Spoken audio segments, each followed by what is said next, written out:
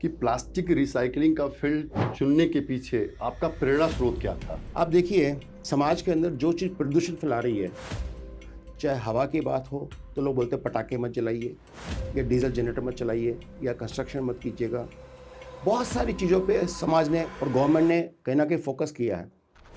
लेकिन आपको सुन के बड़ी हैरानी होगी, 26,000 टन प्लास्टिक हर रोज भारत में फेंक दिया जाता है। एक गरीब एक झोला लेकर के जीरो इन्वेस्टमेंट से बिजनेस शुरू कर सकता है, मात्र 200 रुपये से। और अगर जो आपको लगे जैसे हरवेश जी हैं, चलो जी मैं तो काबिल समझदार बड़ा पैसे वाला आदमी हूँ, आपने ऐसे 100 रैट पिकर्स को साथ में जोड़ लिया, ये 100 लोगों ऐसे जोड़ लिया, जोड़ जाड़ करके आपने बोला सबके सब ला के मुझे दे दो भाई, हर रोज शाम को आप पैसे लेके चले जाओ, कोई बात नहीं। मैं आज अमीर हूँ, इस बात की खुशी नहीं है, दुख इस बात का कि मेरा देश गरीब है। तो जब तक जीऊँगा तब तक तो देश की गरीबी को हटाने के लिए जीऊँगा। जिस दिन मेरा देश अमीर बनेगा उस दिन मुझे लगा सुशील अग्रवाल अमीर हो गया, तब तक मैं भी गरीब हूँ। नमस्कार दोस्तों, आपके मन में होगा कि हम प्लास्टिक रिसाइकलिंग का बिजनेस करना चाहते हैं, लेकिन होता क्या है, इतने सारे सवाल दिमाग में रहते हैं कि कैसे करेंगे, क्यों करेंगे, करने से फ़ायदा क्या होगा, नुकसान क्या होगा, करना चाहिए नहीं करना चाहिए, कैसे करना चाहिए, क्या क्या तकलीफ़ें आएंगी। इन सब को डिस्कस करने के लिए आज मैं सुशील अग्रवाल, एवरो रिसाइकलिंग लिमिटेड का चेयरमैन, अपने कुछ बंधुओं के साथ में बैठा हूँ और उनसे और आप हम मिल करके डिस्कशन करेंगे, समझेंगे कि प्लास्टिक रिसाइकलिंग का बिजनेस किस प्रकार से कैसे किया जाता है। हमारे साथ जुड़े रहिएगा जानने के लिए कि आपको कमाई कैसे करनी और बढ़ना है कैसे है। आपसे मैं जानना चाहता हूँ, प्लीज़ आप इंट्रोडक्शन देकर बताइए। नमस्कार सर, मेरा नाम अजीत विक्रम सिंह है और जैसा कि आप आज हम लोग बैठे हैं प्लास्टिक रिसाइकलिंग के बारे में चर्चा करने के लिए, मेरे मन में एक सवाल है जो मैं आपसे जानना चाहता हूँ। शुरुआत करते हैं इसी चीज़ से। मेरा एक मन में प्रश्न है कि प्लास्टिक रिसाइकलिंग का फील्ड चुनने के पीछे आपका प्रेरणा स्रोत क्या था? आप देखिए, समाज के अंदर जो चीज़ प्रदूषण फैला रही है, चाहे हवा की बात हो तो लोग बोलते हैं पटाखे मत जलाइए, या डीजल जनरेटर मत चलाइए, या कंस्ट्रक्शन मत कीजिएगा। बहुत सारी चीज़ों पे समाज ने और गवर्नमेंट ने कहीं ना कहीं फोकस किया है। लेकिन आपको सुन के बड़ी हैरानी होगी, 26,000 टन प्लास्टिक हर रोज भारत में फेंक दिया जाता है, जो रोडों पे गायें खा जाती हैं, या नदियों में, या फिर नालों में इसमें चला जाता है, और उसके कारण नाले चौक हो जाते हैं। मेरीन लाइफ जो डेंजर्ड हो जाती है, पशु खा लेता है तो पशु मर जाते हैं। यानी कि इतना बड़ा डिज़ास्टर जो हो रहा है। और जो प्लास्टिक 200-200 साल तक डिकम्पोस्ट नहीं होता, गलता नहीं है। आप समझिए लोहा गल जाएगा, कुछ भी गल जाए, लेकिन प्लास्टिक गलता नहीं है। अब होगा क्या, और गलेगा भी जा करके तो सॉइल को पूरा टॉक्सिक बना देगा, उसमें सारे केमिकल छोड़ देगा। तो आप से समझ के चलिएगा कि हमारे यहाँ हंड्रेड्स ऑफ ईयर से जो प्लास्टिक आ रहा था, एक तो वो पड़ा हुआ है, एक हर रोज इतना प्लास्टिक क्रिएट हो रहा है, और आने वाले वक्त में प्लास्टिक की फिर अपनी खपत और बढ़ती जा रही है, यानी कि कचरा और ज़्यादा क्रिएट होना शुरू हो जाएगा। तो जो इतना कचरा क्रिएट होगा, अगर जो उसको हम रिसाइकल या रीपर्पस नहीं करेंगे, तो आप समझ के चलिएगा कि हमारे समाज के लिए वो एक टाइम बॉम्ब है और पोल्यूशन का डिजास्टर होने जा रहा है। जिसके लिए हमने सोचा कि क्यों नहीं हम प्लास्टिक को रिसाइकलिंग करें, और रिसाइकलिंग करने के लिए हमने इस समय भारत का सबसे बड़ा संयंत्र, सबसे बड़ी फैक्ट्री गाजियाबाद में एस्टैब्लिश करी है, जिसके अंदर हमने मॉडर्न इक्विपमेंट्स लगा करके ये कोशिश की है, जो घरों से हो या पोस्ट कंज्यूमर का प्लास्टिक हो या पोस्ट इंडस्ट्री से आता हो, जिस प्रकार से प्लास्टिक आता है, हम उसको सॉर्टिंग सेग्रीगेशन करके, वॉशिंग ग्राइंडिंग करके उसको इतना शानदार बनाते हैं कि ग्रैनुल के रूप में वो भारत के किसी भी प्रोडक्ट बनाने में काम आ सकता है। जैसे एग्जाम्पल बम्पर, डैशबोर्ड, हेडलाइट्स, या फिर प्लास्टिक फर्नीचर, या फिर इस प्रकार से वॉशिंग मशीन, एयर कूलर्स, इस तरह की चीज़ें बन सकती हैं। ऐसी हज़ारों चीज़ें बन सकती हैं। इसके अलावा उसको प्री मिक्स करके भी हम बेच सकते हैं और एक्सपोर्ट भी कर सकते हैं, ताकि जो नया प्लास्टिक मंगवाते तो 100 रुपये किलो से आता, जबकि ये प्लास्टिक रोडों पे फेंक दिया जाता है। इसको हम 100 रुपये के इक्वलेंट वैल्यू के सामने रिप्लेस करके 1 किलो प्लास्टिक रिसाइकल यूज़ करने से 2.5 kilo green house gas emission का फ़र्क पड़ता है, यानी कि कार्बन न्यूट्रलिटी की तरफ फ़र्क पड़ता है। इसके लिए हम लोगों ने प्लास्टिक रिसाइकलिंग का काम शुरू किया। मेरा नाम हरवेश कुमार है। जैसा कि आपने बताया कि प्लास्टिक आज की डेट में हमारे पर्यावरण के लिए एक अभिशाप बन चुका है। तो अभी जैसे हमने प्लास्टिक का रिसाइक्लिंग प्लांट हमने लगाया है, तो उसमें हम किस टाइप की प्लास्टिक को हम रिसाइकिल कर रहे हैं, क्योंकि कई सारी टाइप की प्लास्टिक होती है, मोर देन 40,000 टाइप प्लास्टिक होती है। तो हम किस किस टाइप के प्लास्टिक को रिसाइकिल कर रहे हैं। और दूसरा मेरा क्वेश्चन ये भी है कि जैसे हम प्लास्टिक को रिसाइकिल कर रहे हैं तो उसमें हमें कुछ पर्यावरण संबंधित कुछ परेशानी आएगी या हम एज इट इज करते रहेंगे? देखिए हरवेश जी, 3000 टाइप के प्लास्टिक्स प्राइमरी प्लास्टिक होते हैं, लेकिन जो कंज्यूमर के यूज़ में आते हैं उसमें 3 polymer, polypropylene, high density polyethylene, low density polyethylene, यानी कि PP, HD, LD, ये 66% ग्लोबल कंजप्शन है। बाकी की 34% जो है उसमें आप मान के चलो ABS है, PVC है, सान है, नायलॉन है, FR है, पता नहीं दुनिया भर के प्लास्टिक उसके अंदर आते हैं। ये जो 66% प्लास्टिक है, ये प्लास्टिक किसी रूप में भी आ सकता है। मान के चलिए कि पेट बॉटल, जैसे पेट बॉटल है, पेट बॉटल के रैपर BOPP के होते हैं, यानी कि बायक्सली ओरिएंटेड पॉलीप्रोपिलीन, और उसके जो कैप्स होते हैं वो हाई डेंसिटी पॉलीइथिलीन के या पॉलीप्रोपिलीन के होते हैं, मिक्स हो जाते हैं। तो हम क्या करते हैं, हम अभी फ़िलहाल पेट प्रोसेस नहीं करते, लेकिन हमारे पास अगर जो पेट आएगा तो हम पेट के वॉशिंग प्लांट में उन बॉटलों को भिजवा देंगे। उसका जो कैप और रैपर है हम उसको प्रोसेस कर सकते हैं। इसी प्रकार से आपके यहाँ साड़ी के कवर हैं, शर्ट के कवर हैं, सीमेंट, पुट्टी, जम्बो बैग्स हैं, ऑनियन पोटैटो के कवर्स हैं, लिनो बैग जिसको पता है नेट के बैग आते हैं जिसमें आलू और प्याज आते हैं पैक होकर के। इस प्रकार की बहुत सारी जो घरेलू की आने वाली रोज़ की चीज़ें हैं वो सब की सब हम प्लास्टिक को प्रोसेस कर सकते हैं। वो कैपेसिटी हमने बिल्ड करी अपने पास। नमस्कार, मेरा नाम अर्नब है, अर्नब चौधरी। तो मेरा आपसे एक क्वेश्चन था, जैसे कि आपने बताया प्लास्टिक रिसाइकिल करते हैं, तो आप कितना प्लास्टिक रिसाइकिल कर देते हो? अर्नब जी, ऐसा है कि मेरे पास तो इस समय बहुत छोटी सी कैपेसिटी है, फिर भी आप मान के चले कि पर डे का करीब 30 टन हम लोग प्रोसेस करते हैं। मान के चलिए महीने में करीब करीब 700-800 टन से लेकर 1000 टन तक हम प्रोसेस करते हैं। जबकि आपको सुन के हैरानी होगी कि 26,000 ton plastic per day Bharat में डिस्कार्ड कर दिया जाता है, जिसका निस्तारण नहीं है, जिसको कोई यूज़ नहीं कर पा रहा है। तो मैं मान के चलता हूँ कि हमारी कैपेसिटी बहुत छोटी है, देश की ज़रूरतें बहुत ज़्यादा हैं, और आने वाले वक्त में मेरी जैसी फैक्ट्रियों के संयंत्र या फैक्ट्रियाँ पूरे भारत में मल्टीपल लोकेशन पर लगनी चाहिए। मैं कहता हूँ अगर जो हम जैसी 1000 फैक्ट्री भी लग जाए तब भी कम है, क्योंकि मार्केट में जितना प्लास्टिक अवेलेबल है उसको प्रोसेस की कैपेसिटी नहीं है। तो प्रोसेस की कैसे कैपेसिटी डेवलप करने के लिए भारत के हर कोने में, चाहे श्रीनगर में हो, चाहे केरला में हो, चाहे भुज में हो, चाहे आसाम में हो, हर जगह फैक्ट्री लगेगी, तब जा कर के उसको कवर कर पाएंगे। और मैं समझता हूँ कि मैं पूरे भारत में जिसके मन में इच्छा हो प्लास्टिक के बिज़नेस के बारे में जानकारी चाहिए, ये कैसे चलता है, कैसे होता है, कैसे कलेक्ट किया जाएगा, कैसे प्रोसेस किया जाएगा, कैसे कंज्यूम किया जाएगा या कैसे बेचा जाएगा, मैं वो सब कुछ बताने को तैयार हूँ, क्योंकि मैंने 23 साल से यही काम किया है। मुझे लोग प्यार से अफेक्शनेटली डैडी ऑफ प्लास्टिक भी बोलते हैं, क्योंकि मैंने जिस प्रकार से काम करके 23 सालों से रिसाइकल प्लास्टिक यूज़ करके फर्नीचर बनाए और बहुत सारे आइटम बनाई, तो लोगों को भरोसा ही नहीं था ये काम कर पाएंगे। लोग बोले नहीं तो झूठे हैं, पता नहीं कितनी घटिया सामान बनाते हैं, इनका तो टूट जाएगा, इनका तो ख़त्म हो जाएगा, और लोगों ने उन पर भरोसा नहीं किया। फिर भी हम लोगों ने क्रेडिट पे माल दे करके, लोगों को विश्वास दे करके, और जहाँ बाकी गारंटी कंपनियाँ 1 साल की गारंटी दे रही थी, हमने 3 साल की गारंटी दे करके प्राइस 40% सस्ते रख करके नए नए मॉडल डिज़ाइन दे करके ये एस्टैब्लिश कर दिया कि हमारे प्रोडक्ट किसी प्रकार से भी वर्जिन वाले माल से बने हुए कहीं पे भी कम नहीं है। और मैं आज भी गारंटी देने को तैयार हूँ कि आप अगर जो मैं आपके सामने 2 प्रोडक्ट रख दूँ, हमारा भी और वर्जिन से बना हुआ, आप उसका डिफरेंस नहीं निकाल सकते हैं। टेस्ट कंडीशन में हो या यूज़ कंडीशन में हो, आपको एग्जैक्टली सेम वही फील आएगी। ये ब्यूटी हम अपने प्रोडक्ट में क्रिएट करते हैं। धन्यवाद। दूसरा क्वेश्चन मेरा ये था, जैसे कि आपने बताया प्लास्टिक रिसाइकिल कर रहे हो, तो क्या पोल्यूशन कंट्रोल बोर्ड है उसके आप नॉर्म्स सारी चीज फॉलो कर रहे हो या फिर ऐसे ही चला रहे हो? मेरे को ये क्वेश्चन था, मतलब जनरल क्वेश्चन था मेरा ये। नहीं, देखिए आप मान के चलिएगा, जहाँ तक आपका सवाल है, जैसे आज लेटर से आप प्लास्टिक ट्रेड में आना चाहते हैं, आपको लगता है सर हम अपना प्लास्टिक बीनना चाहते हैं, रखना चाहते हैं अपने पास, उसमें आपको कोई चैलेंज किसी प्रकार का भी नहीं है। ज़्यादा से ज़्यादा जब आपकी 10 या 20 लाख से ऊपर की सेल बढ़ती है तो उस सूरत में आपको GST का नंबर लेना पड़ सकता है। उससे पहले तो जो जितने छोटे छोटे बेचारे कबाड़ी होते हैं उनके पास GST नंबर तो होता नहीं है, तो वो अपने पास जहाँ जहाँ जो जो जरूरी हो, जहाँ जहाँ हो सकता, पूरे भारत में आप जानते हैं कि सर्कुलर इकोनॉमी रिसाइकल, चाहे लोहे का हो, कपड़े का हो, बर्तनों का हो, हर चीज़ का सर्कुलर इकोनॉमी चलती है।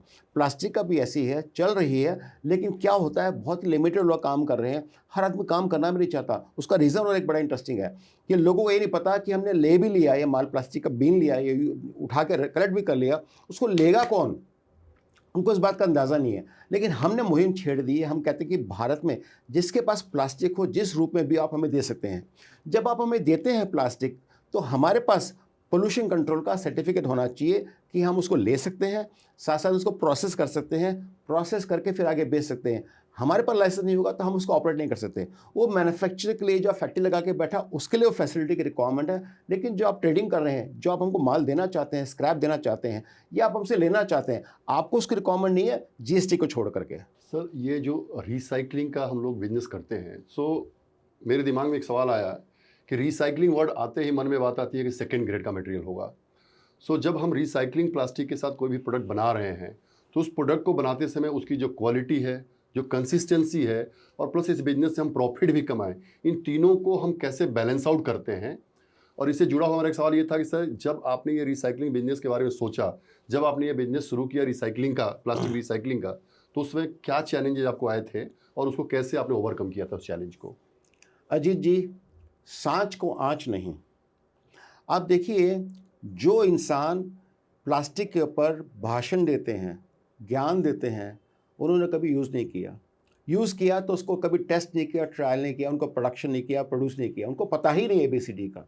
उन्होंने कभी अपनी टेक्निकल डेटा शीट नहीं देखा। मैं एक सिंपल सी बात बताता हूँ कि आज की डेट में आपने सुना होगा कि पानी को भी प्रोसेस करके और उसको पीने लायक बना देते हैं, है ना? आपको सुनकर शॉक लगेगा, फॉरेन कंट्री में तो यूरिन वगैरह जो होता है उसको भी प्रोसेस करके वो पीने लायक पानी बना देते हैं। बिल गेट्स की फाउंडेशन है उस काम को कर रही है। तो आज हम जो प्लास्टिक मार्केट से उठा रहे हैं वो 100% वर्जिन के लेवल का ही है। एक ही बार उसको प्लास्टिक को यूज़ किया गया था, या पन्नी बन गई, डैशबोर्ड बन गया, हेडलाइट बन गया, कुछ भी बन गया, फर्नीचर बन गया, तो क्या हो गया? उसमें कुछ नहीं बिगड़ा है, उसमें वो स्ट्रेंथ बरकरार रहती है। हाँ, कुछ कलर्स नहीं बन पाते क्योंकि जो आपको ब्राइट कलर चाहिए, वाइट कलर चाहिए वगैरह, वो उसमें नहीं बन पाएंगे क्योंकि उसमें ऑलरेडी कलर मिक्स हो चुका है। लेकिन बहुत सारे 70% ज़्यादा डार्क कलर सारे उस प्रोडक्ट से बन सकते हैं। और मैं वायदा करता हूँ, आपको मैं प्रोडक्ट अगर जो वर्जिन से बना करके और रिसाइकिल से बना के रख दूंगा और आपको नहीं बताऊंगा, तो मैं चैलेंज के साथ कहता हूँ, पूरे विश्व में आप किसी लैब में बता करके नहीं बता सकते कि इसमें रीप्रोसेस कौन सा है और फ्रेश कौन सा है। इतनी शानदार क्वालिटी इससे बन जाती है। दूसरी बड़ी बात, जो आपने कहा कि चैलेंजेस क्या आती है, जब भी आप कोई अच्छा काम करने की कोशिश करोगे, ऐसा कुछ करोगे, तो लोग बोले ये तो पागल है, ये तो झूठा है, मक्कार है, ये तो पता नहीं क्या घटिया काम कर रहा है, कबाड़ी वाला काम कर रहा है, और देखो इसकी फर्नीचर टूटेंगी। जब मैंने 2002 में शुरुआत करी तो लोगों ने बड़ा डाउट किया, लोगों ने बल्कि मार्केट में शोर शराबा किया, अरे आपको पता है सुशील अग्रवाल जो फर्नीचर देता है ना, वो रिसाइकल मेटल से बना है, टूट जाएगा भाई, बन लेना मत। तो हमें बड़ी मुश्किल भी आई। हमने अपने माल को लोगों को क्रेडिट पे भी दिया। और सबसे बड़ी बात, भारत में मैंने पहली बार 1 रुपये बढ़ाए बिना अपने सारे प्रोडक्ट के ऊपर, सारे नहीं ज़्यादा प्रोडक्ट के ऊपर अपने 3 साल की गारंटी इंट्रोड्यूस कर दी। मैंने कहा मेरे को मेरे प्रोडक्ट पर भरोसा है। और सबसे बड़ी बात बताता, जी 3 साल की गारंटी तो मैंने दी है, मैं 20 साल की कमिटमेंट लेने को तैयार हूँ कि भारत में आप चाहे श्रीनगर में हो, लेह में पड़ा हो, या फिर भुज के अंदर सॉल्ट वाटर में पड़ा हो, या कोई सी वाटर में पड़ा हो, या कहीं पर भी खूब गर्मी में पड़ा हो, आपको वायदा करता हूँ 50 डिग्री टेम्परेचर में भी आप प्लास्टिक को रख दीजिएगा, 20 साल तक पड़ा रहने दीजिएगा, टूटेगा नहीं। हल्का सा स्क्रैचेस पड़ जाएंगे, रफनेस आ जाएगी, कलर डाउन हो सकता है, इतना ही है, लेकिन कहीं जाएगा नहीं। तो आप मान के चलेगा, रिसाइकिल से बना हो, वर्जिन से बना हो, एग्जैक्ट क्वालिटी मैच करेगा, तभी तो हम प्रोडक्ट दे पा रहे हैं, तभी तो हम गारंटी दे पा रहे हैं, तभी तो हम कामयाब हैं, तभी तो भारत के अंदर 100 से ज़्यादा कंपनियाँ चल रही हैं, 5000 करोड़ रुपए की इंडस्ट्री का गठन हुआ है मेरी इस कोशिश के कारण। इसलिए लोग मुझे प्यार से डैडी ऑफ प्लास्टिक बोलते हैं। बहुत इंस्पिरेशनल है सर आपका जर्नी। इसमें सर एक पॉइंट और मैं और जोड़ना चाह रहा था कि ऐसे आज भी हिंदुस्तान में बहुत सी ऐसी कंपनियां हैं, बहुत से कॉरपोरेट्स हैं जो प्लास्टिक बिजनेस में हैं, लेकिन आज भी वो लोग रिसाइकल मटेरियल को अपने as a raw material use नहीं कर रहे हैं, और आप इसमें सफलता की सीढ़ी पे चढ़े हुए हैं। सर मैं ये चाहूँगा कि आप कोई ऐसा संदेश दें उन लोगों के लिए जो लोग अभी भी रिसाइकल मटेरियल को यूज नहीं कर रहे हैं, तो वो कैसे इसको अपनाएं और इससे अपने को बेनिफिट हो और इसमें अपना पर्यावरण को भी फायदा मिले। अजीत जी, दुर्भाग्य पता क्या है, जब तक डंडा नहीं पड़ता ना, जब तक हमारा गला यहाँ भर नहीं जाता और फांसी नहीं लग जाती, तब तक लोग जागते नहीं हैं। आज आप देखिए हवा की हालत क्या है, एक क्यूए 500 जीने लायक थोड़ी होती है। यमुना की पानी की बात करिए आप, जमाने से टॉक्सिक वाटर हो चुका है। आज आप खाने पीने की बात, कुछ भी बातचीत के, हर चीज़ में पेस्टिसाइड से लेकर क्या क्या चीज़ नहीं डाला है। तो अब मान के चलेगा कि रिसाइकल या सर्कुलर इकोनॉमी में जो भी माल बन रहा है उस पर लोगों को डाउट था, है, रहेगा। बड़ी कंपनियां क्या सोचती हैं, हम हेडेक क्यों लें, हम बनाएंगे, कल कोई तकलीफ हो गई तो, हमारा ब्रांड नेम बिगड़ गया तो, हमारी इज्जत खराब हो गई तो, बोलता ना जी हमें हेडेक नहीं लेना। क्यों पता है, वो बचेगा तो उनके 2 रुपया, और उनको जो 10 रुपये कमाने होते हैं, चाहे वर्जिन से बना चाहे वैसे बना, बोलता भैया अब तो 10 रुपये कमा के राजी, हमें 2 रुपये नहीं बचाने, कोई बात नहीं, जाने दो, ये कचरा काम छोटे लोगों करने दो, हम नहीं करेंगे। लेकिन गवर्नमेंट ऑफ इंडिया ने डंडा लगाया। आज 2025 में उन्होंने कहा कि 30% आपको रिसाइकल्ड मेटल यूज़ करना पड़ेगा कंपलसरी। 2030 तक ये 100% होने का आंकड़ा चांसेस हैं। यानी कि जब उनके ऊपर डंडा लगेगा, उनको रिसाइकल मेटल लेना ही पड़ेगा, तब उस समय ढूंढते फिरेंगे कि भैया ये किससे लें, भैया कौन बनाता है। और दुर्भाग्य की बात यह है कि बहुत बड़ी बड़ी कंपनियों कोई बनाती नहीं, ना रिलायंस बनाता, ना आईओसी बनाता, ना कुछ और। छोटे लोग जो है उनके पास कैपेसिटी नहीं है, और बना भी लगे तो 10 20 25 टन से क्या हो जाएगा, ना उसके पास सिस्टम प्रोसेस है। यानी कि हम जैसी कंपनियां जो एस्टैब्लिश कर रहे हैं अपने इंफ्रास्ट्रक्चर को, भारत में कुछ इस प्रकार की लिमिटेड सी कंपनियां जो कर रही हैं, आप मान कर चलेगा कि हमारे सामने देश की रिक्वायरमेंट बहुत बड़ी है और हमारी प्रोडक्शन कैपेसिटी ना के बराबर है, ऊँट के मुंह में जीरे के बराबर है। और आने वाले वक्त में हमारे जैसे इंडस्ट्री की 1000 फैक्ट्री भी पूरे भारत में लग जाए तो भी कम है। उन सबका माल दिल खोल के, जैसे चावल, आलू और ये बिकते हैं ना, टमाटर बिकते हैं, इस प्रकार से प्रोडक्ट बिकेगा। सर जो ये सिंगल यूज प्लास्टिक का जो गवर्नमेंट बैन लगा रही है अपने को, तो मैं इसको जानना चाह रहा हूँ कि ये सिंगल यूज प्लास्टिक बैन आप इसको किस तरह से मानते हैं? मतलब ये एक अवसर के रूप में ले रहे हैं सर, ये एक चुनौती है ये चीज़, इसको किस तरह आप आंकते हैं?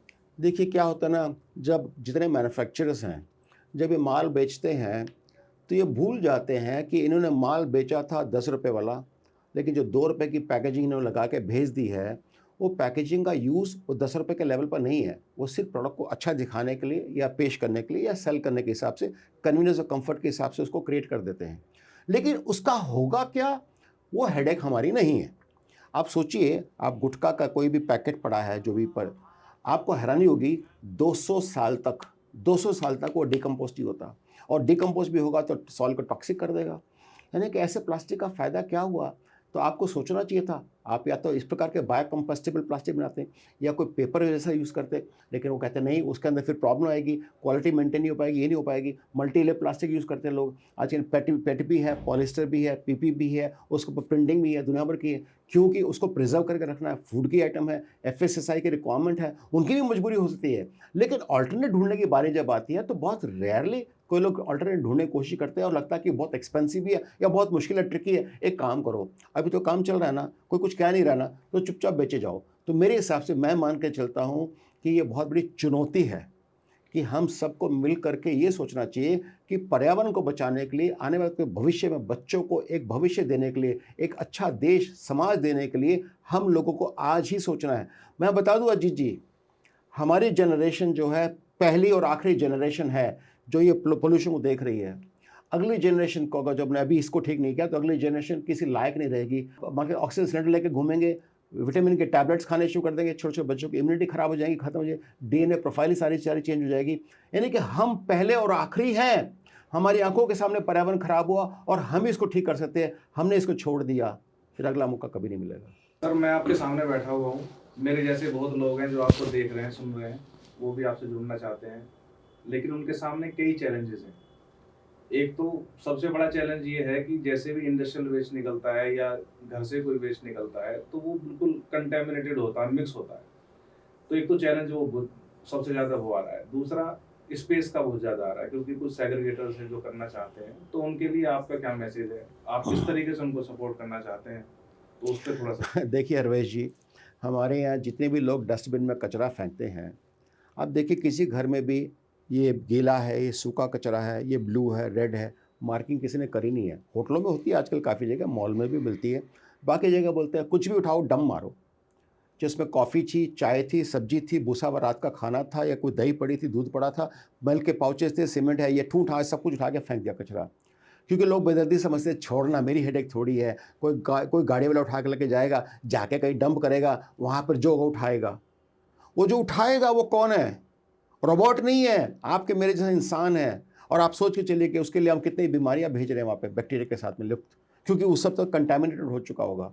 हमारे देश का दुर्भाग्य है कि हमारे इसमें अवेकनिंग नहीं है, अवेयरनेस नहीं है। हम पढ़ाई लिखा की बात करते हैं, सिविक सोसाइटी की बात करते हैं, ये शुरुआत घर से होनी चाहिए। चैरिटी बिगिंस एट होम, यानी कि शुरुआत घर से करने की कोशिश करनी चाहिए कि ये सूखा कचरा है, ये प्लास्टिक का कचरा है, ये मेटल है, ये बॉटल है, ये ऐसी है, ये कपड़े हैं, उनको अलग अलग रखने की कोशिश कीजिए। भाई क्या फ़र्क पड़ जाएगा, इतना कुछ सामान रखते हैं, क्या ये नहीं रख सकते? रखने के बाद उनको सेफ से डिस्पोजल किया जाएगा। जब वो जाएगा गाड़ियों में, जो हर एक RWM की गाड़ी होती है, उसको उठा के कलेक्ट करके जाती है, और एक material recovery facility, MRF facility बोलते हैं, मेटेरियल रिकवरी फैसिलिटी, वहाँ जाकर उसको डंप कर दिया जाता है। अगर जो बॉटल एक तरफ, पेपर एक तरफ, कपड़े एक तरफ, प्लास्टिक एक तरफ डाला जाएगा तो एटलीस्ट, और जो गंदा है, जो गीला कचरा है, ये नहीं कहते रात के खाने की सब्जियाँ थी, ये थी, वो थी, पुराना खाना था, सब कुछ जो भी फाल रखा है, आपने वो गीला कचरा कहीं और डाल रखा है। ये नहीं कि वो बेशक से पैक करके डाल दिया, कैसे भी डाल दिया, तो एटलीस्ट उसको जो कचरा खाना है वो सारा का सारा खाद बन जाएगा। आपके वेजिटेबल के जितने भी आपके ऊपर निकालते हैं, पील करते हैं छिलके, आपके सब्जियों के, आपके फ्रूट्स के सारे छिलके, सब का सब खाद बनता है। इस प्रकार के कंपोस्टिंग प्लांट बहुत सारे आरडब्ल्यू में लगे हुए हैं। आज की डेट में बहुत बड़ी प्रगति हो रही है। जो बाकी का आइटम है, जैसे स्टील है या फिर लोहा है, पेपर है, वो सारा रिप्रोसेस हो जाएगा, सारा पेपर प्रोसेस होकर के वापस पेपर प्लांट में चला जाएगा। बॉटल जो है कंपनी के पास चली जाएंगी, बॉटल से फिर वापस माल बन के आ जाएगा। प्लास्टिक जो है अगर जो दे दिया गया है सही ढंग से, तो प्लास्टिक को रिप्रोसेस करके फिर वापस यूज करने के लायक लाया जा सका। यही तो सर्कुलर इकोनॉमी है, यही तो सर्कुलरिटी है, यही तो कार्बन को न्यूट्रलिटी लाने का हमारा जो सपना है। COP 2070 तक भारत ने कमिटमेंट करी है कि भी हम इंटरनेशनल लेवल पर जाकर के भारत को कार्बन न्यूट्रल बना देंगे। यानी कि हमारे जगह जो उत्सर्जन हो भी रहा है, प्रोडक्शन हो भी रहा है कार्बन का, तो उतना हम नया चीज़ क्रिएट कर देंगे कि हम इतने सारे एफॉरेस्टेशन कर, यानी कि पेड़ लगा देंगे, सब कुछ कर देंगे, और हम ऐसा करके वो प्लास्टिक, वो जितना भी कार्बन था उसको न्यूट्रल कर देंगे। यानी कि हमने ये कमिटमेंट की है, लेकिन शुरुआत तो करें। शुरुआत जो है वो बहुत छोटी है, हल्की है, कम है। लोग उस पर अधिकतर तो लोग जानते ही नहीं कि बिजनेस कैसे क्या करना चाहिए। लेकिन मैं आपको बता दूँ, प्लास्टिक का भविष्य है, बिजनेस है। अगले 30 सालों तक भी आप मान के चलिएगा कि कहीं नहीं जा रहा है। जो कंजप्शन है वो बढ़ती चली जाएगी। डिस्कार्ड जो वैसे चलते रहेंगे, पानी की बोतलें में ही आएंगी और ऐसे डिस्कार्ड होगी। मुझे नहीं पता 10 साल के बाद कोई नई टेक्नोलॉजी आ जाए तो मुझे पता नहीं इसके बारे में। टेट्रा पैक पूरे यूरोप में चलता है, वाइट पेपर में इसमें समय चलता है, लेकिन यहाँ तो बहुत महंगा है, तो उसको खर्चा नहीं करना चाहता है। फिर टेट्रा पैक में पता चलता है कि उसकी लॉन्जिविटी ना हो, पानी जल्दी ख़राब हो जाए। तो कंपनी के सामने चैलेंज ये भी है। तो अब मान के चलेगा कि आने वाले वक्त में क्या रेवोल्यूशन आएगा वो बात की बात है, लेकिन आज की जो चैलेंज है वो ये है, मेरे को जो अगले 10 साल तक नज़र नहीं आता, कि वो ये है कि प्लास्टिक की कंजप्शन बढ़ रही है, लेकिन उसको सेफली रिप्रोसेस करना, डिस्पोज करना, उसको इस लायक बनाना कि नया प्रोडक्ट बनाया जा सके, भारत में बहुत कम लोग कर रहे हैं। ऐसे में समाज का भी एक फ़र्ज़ बनता है, जो आपने कहा कि कचरे को, प्लास्टिक को अलग अलग करके डाल के भेजिए, ताकि वो कहीं ना कहीं सही तरह से जा करके इंडस्ट्री में पहुंच जाए और उसका कहीं ना कहीं रिसाइकिल करके समाज के काम आ सके। मेरे जैसे बहुत लोग आपसे जुड़ना चाहते हैं, लेकिन उनके पास में फंड नहीं है, तो हम कैसे शुरुआत कर सकते हैं इस बिजनेस के लिए आपसे जुड़ के? और जी बड़ी इंटरेस्टिंग बात है।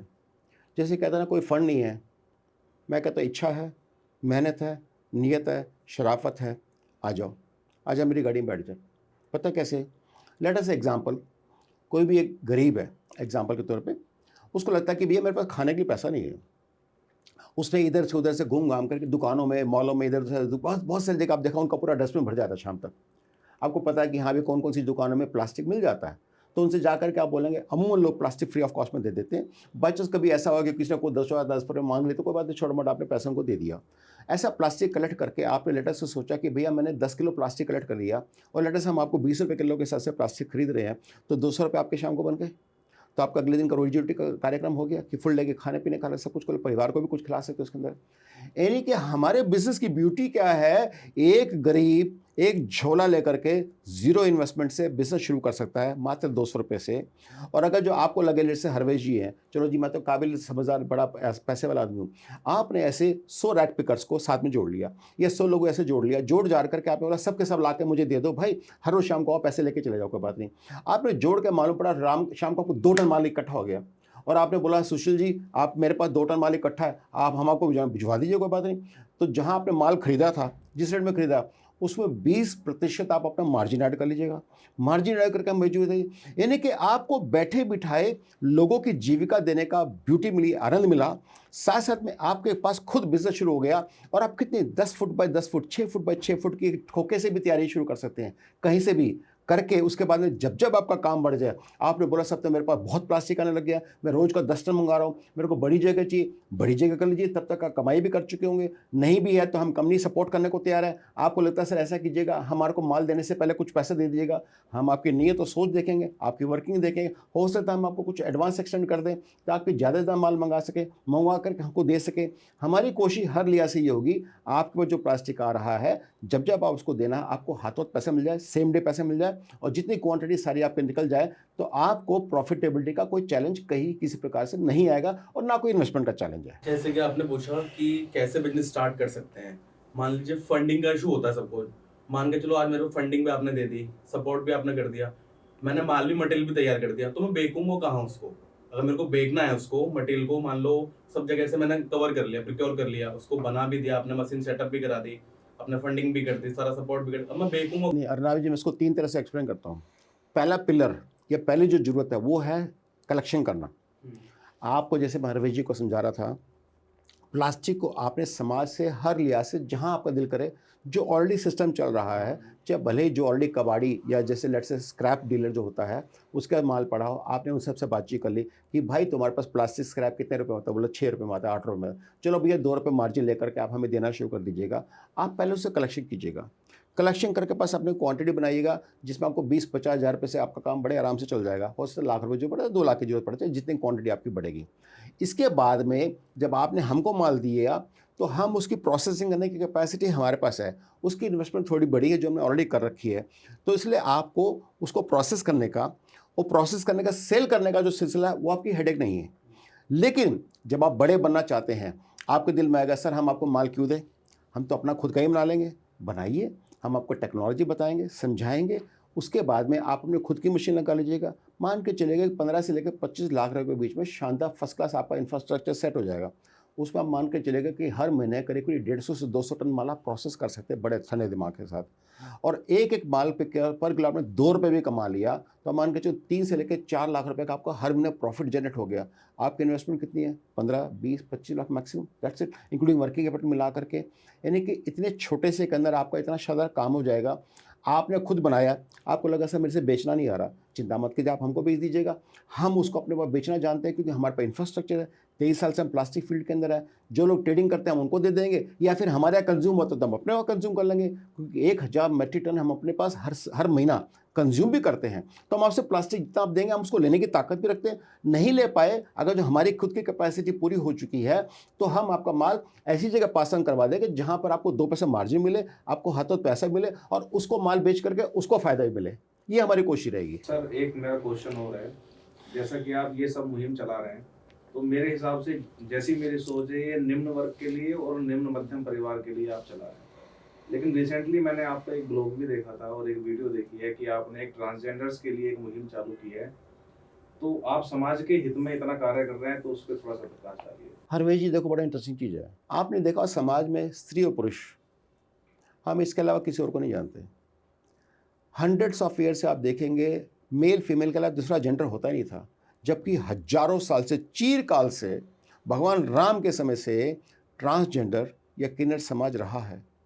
कभी किसी ने उस पर ध्यान नहीं दिया। हमारे को ब्रिटिशर्स ने हमारे को बर्बाद कर डाला जब उन्होंने बोला मेल एंड फीमेल ओनली। उनका क्या, हमने समाज ने उसको डिस्कार्ड कर दिया कि इनकी कोई वैल्यू नहीं है। आप देखिए कभी होटल में, पार्टियों में, फंक्शनों में, फ्लाइटों में कहीं नज़र नहीं आते लोग। ऐसा क्यों? पूरे भारत में 5 करोड़ ट्रांसजेंडर्स हैं हरवेश जी। आप देखिए उनका भी दिल धड़कता है, हमारे परिवारों से निकल के जाते हैं, हमारे ही बच्चे हैं जिनको हमने छोड़ दिया निर्दयी माता पिताओं ने, और अल्टीमेटली उनकी जो हालत होती है, जो उनका गंदगी के साथ व्यवहार किया जाता है, उनके साथ रेप किया जाता है, उनके साथ एक्सप्लॉयटेशन किया जाता है, उनको बदतमीजी से गाली गलौज दिया जाता है, वो जीवन में जी नहीं सकते हैं, अपने आप को बेचने के बाद भीख मांगने पर मजबूर हो जाते हैं। ये मैंने जब देखा तो मेरा दिल पसीज गया। मैंने कहा ये मानवता का खून है, ये मानवता के साथ में मानव की बहुत बड़ी दुराचारी भावना है, गलत है। तो मैंने तब प्रण लिया कि मैं इनके लिए, जैसे आज के लोग काम कर रहे हैं, जो कबाड़ का काम कर रहे हैं, प्लास्टिक का काम कर रहे हैं, कोई भी कर रहे हैं, तो क्यों नहीं ये फैक्ट्री लगा दें, इनकी फैक्ट्री लगे जिसमें ये खुद ही शटर ऑन कर रहे हैं, खुद ही शटर ऑफ कर रहे हैं, या फैक्ट्री चला रहे हैं, ओनर भी यही है, स्पून भी यही है, सिग्नेचर भी ये कर रहे हैं, प्रॉफिट भी इनका मिल रहा है। ऐसा करके जब इनकी जीविका का आधार बन जाएगा तो क्यों भीख मांगेंगे ये? क्या इनके पास इज्जत से नहीं, अपने बंगला, अपनी गाड़ी, घर बार नहीं हो सकता, परिवार नहीं हो सकता? जो पैसे वाला होगा तो हर आदमी से मिलने जाएगा ना, ऐसे क्या बड़ी बात है, समाज में उनको दर्जा मिलेगा ना। ऐसा करके मेरे दिल में एक भावना है, एक शुरुआत हम करने जा रहे हैं। फैक्ट्री लगने के बाद जैसे जैसे कामयाबी पकड़ते चली जाएगी, इस प्रकार का मॉडल पूरे भारत में मैं सबको रिक्वेस्ट करूंगा, सबको मैं आह्वान करता हूं, रिक्वेस्ट करता हूं वॉलंटियर्स के लिए कि आप अगर जो पेमेंट लेके आना चाहते हो तो मत आइएगा, बिना पेमेंट के वॉलंटियर्स की तरह आना चाहते हैं तो आप आइएगा।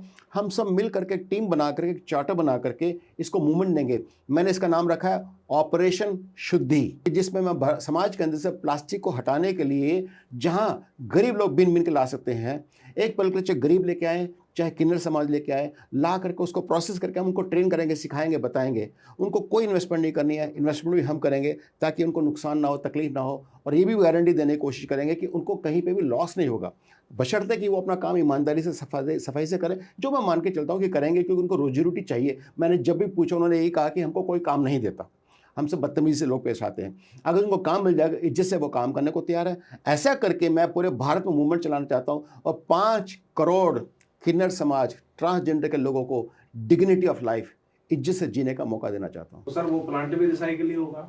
यस, हमारी कोशिश रिसाइकल से है। हरवेश जी, बड़ी इंटरेस्टिंग बात बताऊँ, भारत में हस्तकला में कोई काम की कमी नहीं है। आप कैंडल बना लो, दिए बना लो, बत्तियाँ बना लो, पता नहीं फुलझड़ी बना लो, ये बना लो, वो बना लो, कपड़े बना लो। मैं कहता हूँ कोई बैग सिलाई कर लो, ये कर लो, दुनिया भर के काम है ना भाई। प्रॉब्लम क्या है? करा जा सकता है। प्रॉब्लम पता क्या है? एक तो उनको काम नहीं देता, एक उन्होंने कोई बना दिया वो लेने को तैयार नहीं है। कितना बड़ा दुर्भाग्य है। ऐसा क्यों?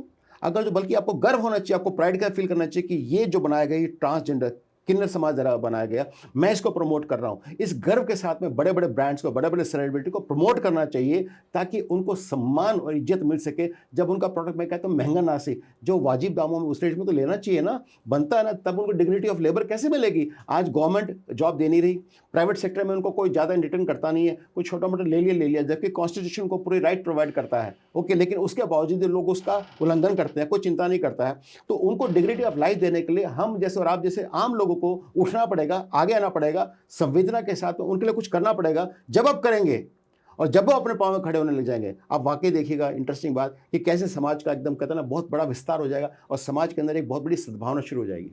सर, आपका ये पॉडकास्ट मतलब लाखों हज़ारों लोग जो है इसको देख रहे होंगे, खास करके युवा लोग देख रहे होंगे। सर, मेरे भी मन में एक सवाल आ रहा है, क्योंकि आपकी जो बातें हो रही हैं बिजनेस के साथ साथ, आपकी जो बातों से थोड़ा सा इंस्पिरेशन और मोटिवेशनल भी आ रहा है और एक एनर्जी आ रही है अंदर से। तो मेरे मन में भी एक सवाल आ रहा है कि हर एक युवा चाहता है कि अपना खुद का स्टार्टअप शुरू करे, और जितने लोग सुन रहे होंगे सबके मन में भी आ रहा होगा। पर सर, जब हम कोई स्टार्टअप शुरू करते हैं, आपने तो बताया कि आप इन्वेस्टमेंट भी सपोर्ट करेंगे, आप हर तरह से ये करेंगे, लेकिन असफल होने का डर एक मानव स्वभाव है। हर इंसान के अंदर असफलता का डर रहता है। आपने भी जीवन में इस तरह की चीज़ें फेस की होंगी सर। तो इंसान जब असफलता का भाव उसको घेर रखे, या उसको ये लगे कि मतलब मैं इस काम को करूंगा और सफल अगर नहीं हुआ, तो आपने सपोर्ट भी किया, आपने फाइनेंस भी किया, लेकिन सफल नहीं हुआ, तो इस असफलता के भाव से जब उसका आत्मविश्वास गिरा हुआ हो, तो इस परिस्थिति से बाहर निकलने के लिए आप उसको गुरु मंत्र क्या देंगे सर? बहुत अच्छा अजीत जी, आप जिस इंसान से पूछ रहे हैं ना अजीत जी, अगर जो मैं आपको ये बात कहूँ कि मैंने गरीबी को इतनी नज़दीक से देखा है कि कभी एक वक्त मेरे पास पेट जो में खाने के लिए पैसा भी नहीं था, मैंने अपने हाथों से पेटियां उठाई हैं, साइकिलों पे, स्कूटरों पे माल ढोया है, कंधों पे माल ढोया है, आप मान के चलिए लगेज की ऑटो रिक्शा, लगेज की टेम्पो, बैलगाड़ी तक भी चलाई हैं, ये सब करने के लिए। अपनी लाइफ में मैं अजीत जी आज 14 बार बिजनेस चेंज करके फेल हो चुका हूँ। जो मेरे चले या नहीं चले या थोड़े बहुत चले उसको छोड़ दिया। 15 तरह के बिजनेस में बदल चुका हूँ। मेरा 15, 16, 17 3 बिजनेस अभी मेरे चल रहे हैं। 22 घर मैंने अपने जीवन में बदले हैं। आप सोचिए, मेरे को इस समय देखा जाए तो सबसे बड़ा देश का डिप्रेशन अभी मुझे ही होना चाहिए था, क्योंकि मैं इतना कुछ धक्के खा चुका हूँ। पूरे भारत की सारी ज्योग्राफी में घूमता हूँ। आप मान के चलिएगा, मैं साउथ इंडिया में भी रहा हूँ, तो कन्नड़ा, तमिल, तेलुगु और कुछ मलयालम भी बोलता हूँ। मेरा केरला में 10 साल ऑफिस था। तो मान के चलिएगा इतने सारा सब कुछ जो मुझे सहना पड़ा। क्यों सहना पड़ा? क्योंकि फेलियर होता चला गया। फेलियर जीवन का अंग है। जो कामयाब नहीं, जो अपनी मेहनत ही नहीं करते, वो तो वैसे ही फेलियर है, घर पे बैठे बैठे ही फेलियर है। फेलियर जब होता है इंसान, जब वो मान ले कि मैं फेल हो गया हूँ। जब तक कहे मैं फेल नहीं हुआ है, तब तक आप फेल नहीं होते हैं।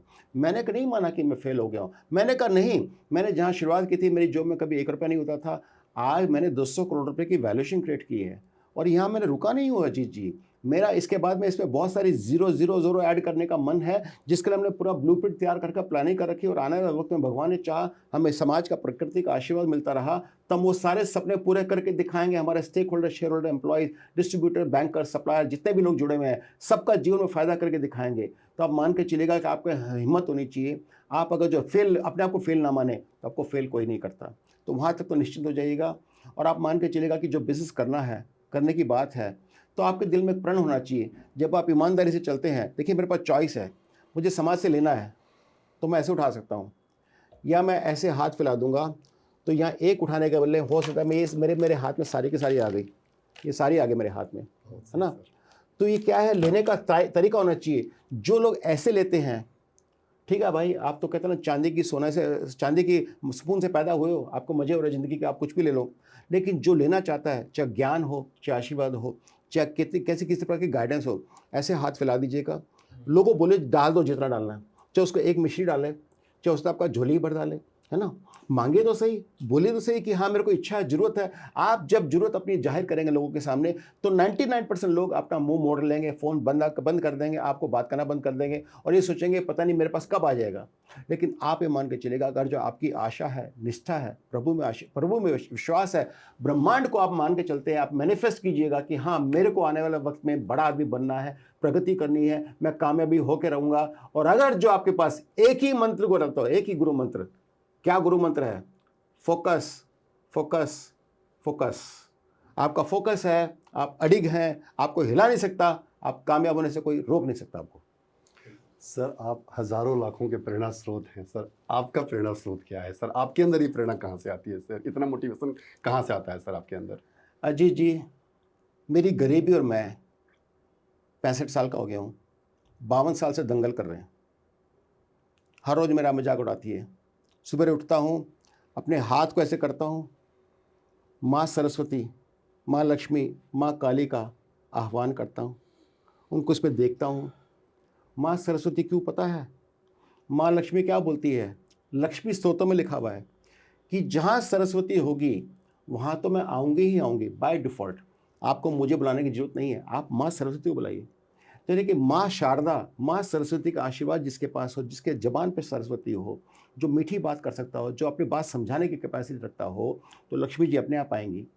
तो मैं मान के चलेगा कि भी मैंने बचपन से लेकर अभी तक जितना भी ज़िंदगी जी है, तो एक ही बात सोचिए कि मेरी गरीबी अगर जो मुझे 4 बार गिराती है, तो 6 बार मैं भी गिराता हूँ उसको।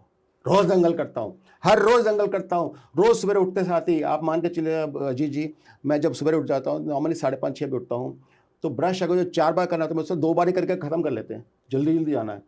7:30-8 बजे जब लोग कोहरे में, अंधेरे में, घरों में डुबक के सो रहे होते हैं, मैं ऑफिस में बैठा होता हूँ, अपने आप गाड़ी चला के ले आता हूँ। कभी-कभी मेरा ड्राइवर भी लेट आ जाता है, कोई बात नहीं। मकसद क्या है कि इतना जोश जुनून दिल के अंदर है। 50-52 साल से, 53 साल से काम करते-करते मैं सिर्फ मात्र 13 साल का था और 52 साल हो गए मुझे, 65 का हो गया हूँ। 52 साल से काम करते-करते इतना जुनून हो चुका है। आज मेरे लिए जोश, मेरा नशा, मेरी इबादत, मेरी पूजा, मेरी कोशिश, मेरा इच्छा, सब कुछ जाके मेरे काम पे टिक जाती है, मेरे काम पे टिक जाती है। और वो काम मुझे इतनी एनर्जी देता है और मेरी गरीबी से लड़ने का जो आनंद आता है कि देखेंगे ज़िंदगी बहुत हसीन है। सर एक चीज़ और मेरे मन में बात आ रही है, मैंने देखा भी है कि आपके साथ जो लोग जुड़े हुए हैं बिजनेस में, कंपनी में, अपने एज ए एम्प्लॉय भी काफ़ी लंबे सालों से, कुछ लोग 10 साल 20 साल से भी जुड़े हुए हैं सर। मैंने ये भी सुना है, देखा है कि लोग छोड़ के जाते भी हैं और फिर भी वापस आते हैं। मैंने ये सुना है सर कि लोग कहते हैं हमें पैसे के लिए काम नहीं करना है, हमें सर के लिए काम करना है, हमें सर के साथ काम करना है। सर मतलब ये टैलेंटेड लोगों को अपने पास समेट के रखने की जो ये आपकी कला है, उसका आपका क्या तरीका है सर, जो लोग चुंबक की तरह आपके साथ खींचे रहते हैं? झुक जाइएगा। जिस पेड़ पे फल लटकते हैं ना अजीत जी, वो नीचे झुक जाता है। वो कहते हैं मेरे फल ले लो, खा लो। वो अकड़ के तन के नहीं खड़ा होता कि नहीं मेरे को हाथ मत लगाओ।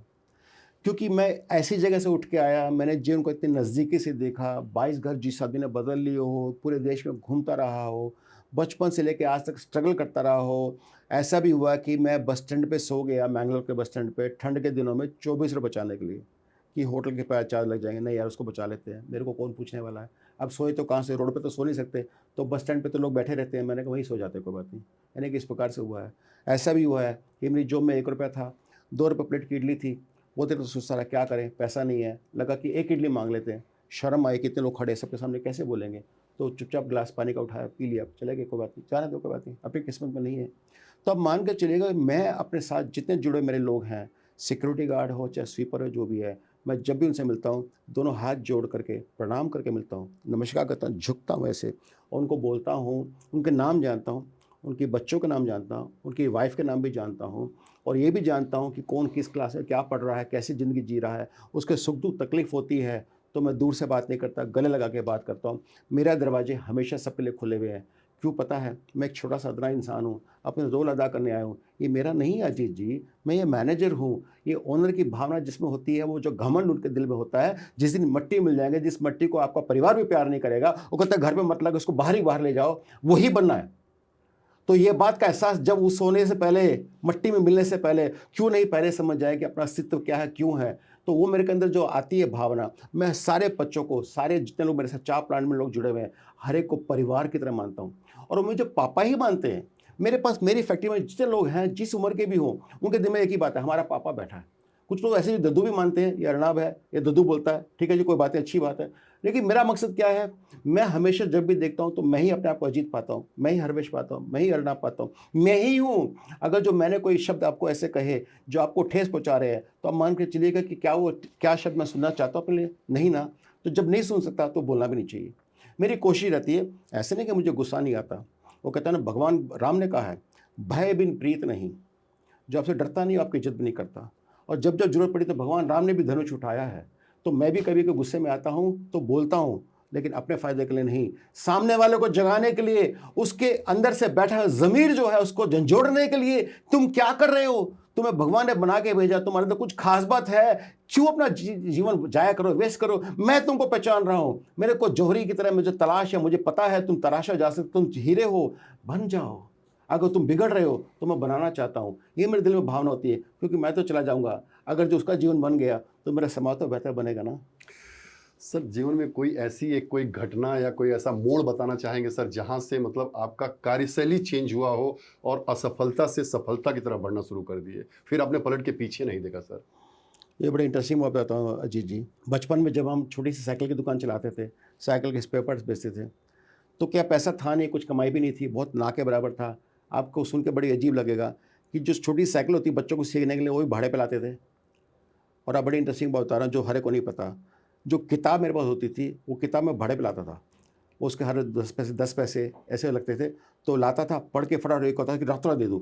मैं 300 पेज की किताब एक ही रात में पढ़ लेता था कि 10 पैसे ज़्यादा लग जाएंगे एक्स्ट्रा। तो यानी कि वो किताबें भाड़े पे, ये भाड़े पे, हर चीज़ आपके पास, जब भाड़े का घर, भाड़े की दुकान, सब कुछ हो, तो आप मान के चलिएगा ज़िंदगी में आदमी सोचता है मेरा वक्त कब आएगा। एक वक्त मिला, 1982 की बात है, हमारे किसी रिश्तेदार ने बोला कि सुशील, तुम बहुत मेहनती हो, मैं तुमको बचपन से देखता आ रहा हूँ और तुम बहुत ही एकदम सुबह शाम जुनून के साथ जुड़े रहते हो, तुम्हारे अंदर एक बात है कुछ, हम तुम्हें मौका देना चाहते हैं। देखिए मेरी ईमानदारी, मेरी इच्छा, मेरी मेहनत कहाँ काम आई। तो मैंने कहा जी बताइए क्या काम देना चाहते हैं। बोले जी एक काम कीजिए, हम लोग अपने पास gas stove, LPG gas stove, mixer, ऐसी चीज़ें बना के बेचते हैं, आप बेचना शुरू कर दो। तो मैंने कहा अच्छा जी कितना पीस बेच देंगे हम लोग? तो बोले जी 1000 पीस तो आराम से बिक जाएगा। मैंने कितना मार्जिन मिल जाएगा?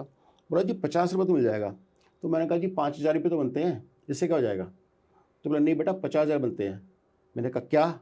मैं शॉक हो गया, मैंने बार बार चेक किया, 50 इंटू 1000, 50,000 ही होते हैं। मैंने कहा 50,000 की कमाई हो सकती है? अजीत जी भगवान जानता है, संडे का दिन था, मैं क्रिकेट खेल के आया था, निक्कर सी पहनी हुई थी मैंने और मेरे हाथ पाँव सारे सने हुए थे। मैंने फट से कपड़े चेंज किए, मैं बोला जी बताओ मुझे कहाँ चलना है? अभी चलना है, मैं अभी तैयार हूँ, मैं, मेरे को यही काम करना है, मेरे दूसरा काम करना ही नहीं है। मैंने फिर मुड़ के नहीं देखा। इसमें कोई शक नहीं, मैं बार बार गिरा हूँ, बार बार उठा हूँ, ऐसा नहीं कि इसका जीरो नहीं हुआ, बहुत बार जीरो हुआ, लेकिन मेरी ज़िंदगी में वो पड़ाव, वो जो मुकाम, वो जो बदलाव था, वो मेरी ज़िंदगी को बदलता चला गया।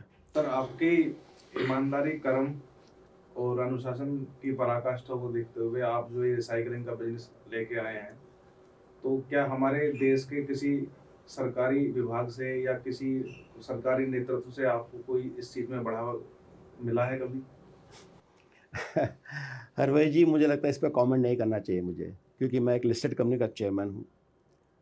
लेकिन इतना बता दूँ, मैं ये मान के चलता हूँ अपना हाथ जगन्नाथ, मैं आज जो भी कर्म कर रहा हूँ, कार्य कर रहा हूँ हरवेश जी, मेरे को एक नए पैसे का कोई बेनिफिट, चाहे इंसेंटिव, चाहे लड़ से कोई बेनिफिट, कोई प्लॉट या कोई ऐसी चीज़ कभी किसी से कहीं नहीं मिली। मैं इस बात को क्लियर कर रहा हूँ और ना मैं ऐसी उम्मीद करता। मैं सोचता हूँ अपने कर्म से अपनी किस्मत को बनाएंगे। ऐसा करके मैं जो भी काम कर रहा हूँ उसमें दिन रात अथक मेहनत करके अपना तिलों से तेल निकालने की कोशिश करते हैं, अपने कहते हैं ना खून को पसीना पानी बना देते हैं, कोशिश करते हैं कि हम अपनी ज़िंदगी जी सकें, कमाई कर सकें।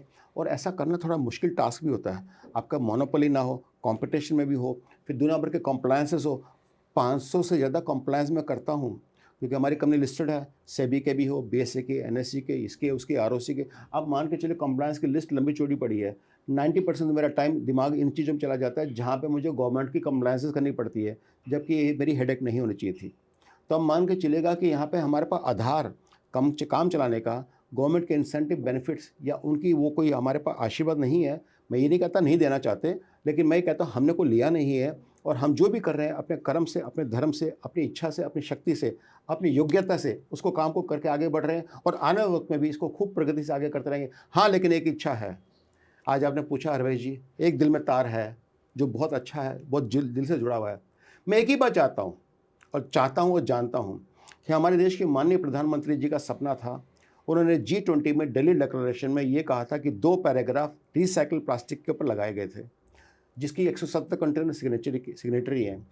मैं एक ही बात चाहता हूँ कि जो कार्य मैंने किया 23 साल पहले रिसाइकिल प्लास्टिक से फर्नीचर बना के, और आज रिसाइकिल के अंदर मैंने जिस प्रकार की प्रगति करी है और करने जा रहा हूँ, टेक्नोलॉजी ला रहा हूँ, भारत के इकोसिस्टम बना रहा हूँ, देश को दिशा दिखा रहा हूँ जिससे कि दशा बदल जाएगी। ये काम मैं जो कर रहा हूँ, मेरी एक ही प्रार्थना है, मुझे माननीय प्रधानमंत्री जी से ब्लेसिंग चाहिए, उनका आशीर्वाद चाहिए। वो मेरे कंधे पे रख करके बोल दे, सुशील, जब मैं चीफ मिनिस्टर भी नहीं था तब से तुम इसमें रिसाइकिल पे काम कर रहे हो, या तुम्हारी तो बात ही कुछ हो रहा है। हमें आशीर्वाद दे दें, मुझे इससे अगला कुछ नहीं चाहिए। एक मेरा छोटा सा क्वेश्चन है, लास्ट क्वेश्चन है। एक एडवाइस जो एंटरप्रेन्योर है, जो आने वाले एंटरप्रेन्योर उनके लिए कोई छोटी सी एक एडवाइस जो एक लाइन में खत्म हो जाए कि ये कर लो, आपके जैसा जोश आ जाए उनके अंदर। जैसे आपने बताया कि आप क्रिकेट खेल के आए, तो किसी ने आपको बताया, तो एकदम आपके अंदर था कि तो ये करना, यही करना, यही करना है आप, और मुझे चाहिए तो चाहिए। तो ऐसी कोई एक एडवाइस जिनसे पंचलाइन आप हमें दे दें। हाँ। और ना, कोई भी क्विक फिक्स नहीं होता, कोई ऐसे गुट्टी नहीं है मैं जिसको दे दूंगा तो आप एकदम एनर्जी आ जाएगी और चिला चीज पहन लिया खा लिया तो पता नहीं क्या जन्म हो जाएगा। ऐसा कुछ नहीं होता। आपके दिल में अगर जो जोश है, जुनून है, जज्बा है, जलवा है, जीने की चाह है, तो आप ये मान के चलो राह है। चाह तो होनी चाहिए, राह है। समाज, संस्कृति, प्रकृति, सृष्टि देने को तैयार है। आपने मांगा कब? आप मुँह अपनी आदमी बताता नहीं है, सेल्फी उठा के डालता है, मैं बहुत मज़े में हूँ, अंदर से कितनी फटी हालत है कभी नहीं बताता। मैं ऐसा नहीं करता। मैं सबके सामने हाथ जोड़ के बोलता हूँ, भाई मुझे इस चीज़ की रिक्वायरमेंट है, मुझे ये नहीं पता, मुझको मार्गदर्शन गांधी। क्यों नहीं बताऊँगा? मैं 12वीं क्लास हूँ, मैंने कभी भी इस प्रकार के एजुकेशन नहीं पाई, मैं कोई हार्वर्ड जाके पढ़ के नहीं आया। आज अगर जो मुझे बहुत सारी चीज़ों को नहीं पता होगा तो कोई ना कोई तो मुझे मार्गदर्शन करेगा ना। तो मैं हाथ जोड़ के बोलता हूँ, साफ साफ बोलता हूँ, भाई मेरे पास ये नहीं है। बोलने से मेरा कुछ नहीं बिगड़ता अर्नब जी। जो सोचते हैं कि ये तो बोका नंगा है, मेरे मुंह पे बोला लोगों ने, बहुत बोका नंगा, गरीब है, फकीर है, इसके पास है क्या, इससे क्या काम करना, इसे बातचीत के बाद छोड़ो, इसके अंदर अकल नहीं है, समझ नहीं है, ये तो पापड़ की तरह फड़फड़ा रहा है, कभी भी लुढ़क जाएगा। ऐसी ऐसी बातें मैंने अपने मुंह पे सुनी है।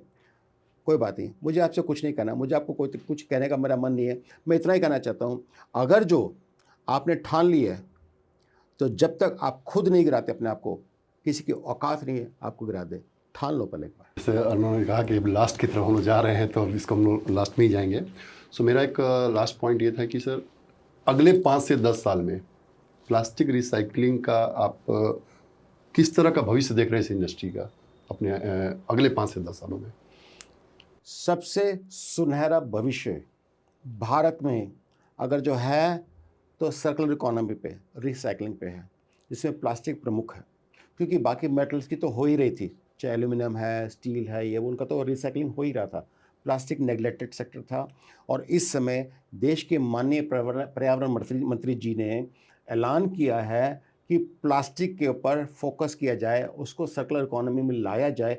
और देश के माननीय प्रधानमंत्री जी ने भी इस बात को बोला है, और तभी मैंने आपको कहा, तो मान के चलेगा कि इसका भविष्य इतना सुरक्षित, इतना सुंदर है कि आपको इससे अच्छा बिजनेस कहीं पर भी मिलेगा ही नहीं, जहां पर आप एक झोला लेकर के काम शुरुआत कर सकते हैं और 1000 करोड़ की कंपनी भी खड़ी कर सकते हैं। इस प्रकार का एडवांटेज इस कंपनी इस बिजनेस में है। करके तो देखो, आओ तो सही। आपको डाउट है तो मुझसे बातचीत करो ना, मुझसे पूछो, समझो, मैं देने को तैयार हूँ। मुझे किसी से कोई कंसल्टेशन कॉस्ट नहीं चाहिए, मुझे किसी का कोई एहसान ना लेना ना देना है। हाँ, आपको मुझसे जानना है, मैं आपको बताने को तैयार हूँ, क्योंकि मैंने मैंने जीवन भर ऐसे ही किया। अगर जो कोई मुझसे सलाह लेने आता है तो मैं मिसगाइड नहीं करता, क्योंकि जिसने मेरे से सलाह मांगी है उसने मेरे पर भरोसा किया, तो मेरा फ़र्ज़ क्या बनता है, मैं उसके भरोसे की मर्यादा को बरकरार रखूँ। मैं मर्यादा का उल्लंघन नहीं करता है।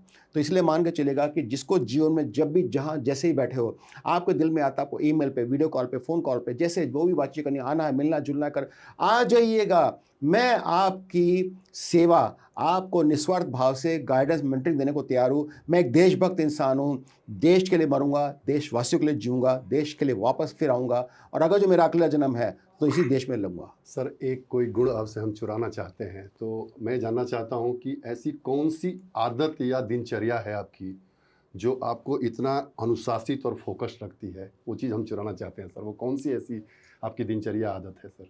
भूख। भूख जब आपके हल में हो ना, चाहे शोहरत की, चाहे मेहनत की, चाहे पाने की, चाहे देने की, चाहे लेने की। एक वक्त ऐसा था जब मैं पा के खुशी होती थी और आँखों में से आंसू नहीं, हंसी निकलती थी, क्योंकि खुशी हो रही है। आज दे के खुशी होती है और आँखों में हंसी नहीं, रोना आता है, क्योंकि वो तो मेरा था ही नहीं, समाज का था, प्रकृति का था। मैं तो निमित्त मात्र हूँ, लेकिन मेरे हाथ से हो रहा है, ये सोच करके मेरा दिल खुश हो जाता है। अब सर, मेरा अंतिम सवाल है, अंतिम मतलब अंतिम। सर, आप एक कंपनी के सीएमडी भी हैं और जितना देर आपसे बात किया वो एनर्जी से भरा हुआ है, मोटिवेशन से भरा हुआ है, इंस्पिरेशन से भरा हुआ है। तो आप एज ए सीएमडी और एज ए मोटिवेशनल स्पीकर मतलब क्या विरासत छोड़ के जाना चाहेंगे सर? देखिए, मैं समझता हूँ इतिहास में उठा के देख लीजिएगा, गुरु द्रोण का नाम हमेशा महाभारत की बात आती है तो लिया जाता है इज्जत और सम्मान के साथ।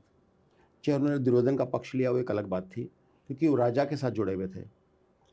लेकिन जैसे वो एक बहुत ही गुणी ब्राह्मण के साथ साथ बहुत ही अच्छे शिक्षक थे, और उन्होंने जिस प्रकार की शिक्षा बच्चों को दी तो उनको बहुत काबिल बनाया। मैं जीवन में ये नहीं कहता कि आई एम किंग और kingmaker, no, I am a facilitator, I am a lubricator. मैं आज आपकी जीवन में कोई दुविधा है, तकलीफ़ है, परेशानी है, उसको मेरी जितनी योग्यता, ताकत, हिम्मत होगी, उसको समझ के उसका सॉल्यूशन और निवारण करने की कोशिश करूँगा।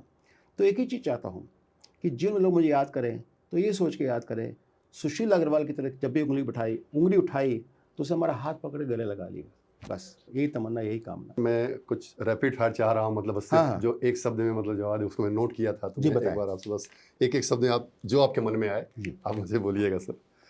मेरा एक प्रश्न ये है, ये रैपिड फायर है सर। कोई ऐसी बुक आपके लाइफ में जिसने आपकी सोच बदली हो? 2 बुक हैं, यू कैन विन और एक ब्लू ओशन स्ट्रैटेजी।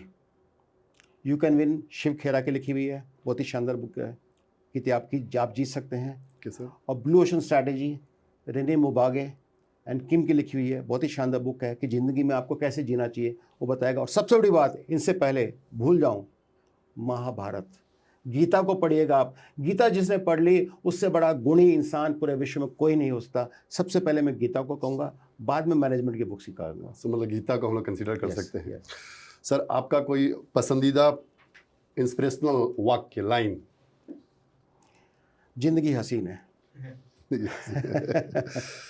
सर, आप क्या पसंद करते हैं, जल्दी उठने वाले में, देर रात काम करने वाले में? नहीं, मैं समझता हूँ जो इंसान डिसिप्लिन है ना, वो जल्दी उठेगा और जल्दी काम करके सही टाइम पे सोएगा। रात को देर तक काम करने का मतलब है कि आप अपने काम को सही ढंग से निभा नहीं पा रहे, इसलिए आपको देर तक काम करना पड़ रहा है। सर, एक कोई ऐसी क्वालिटी एज ए लीडर जो आपको बहुत मजबूत बनाता है? विनम्रता। Humbleness. बी विनम्र, हम्बल रहिए।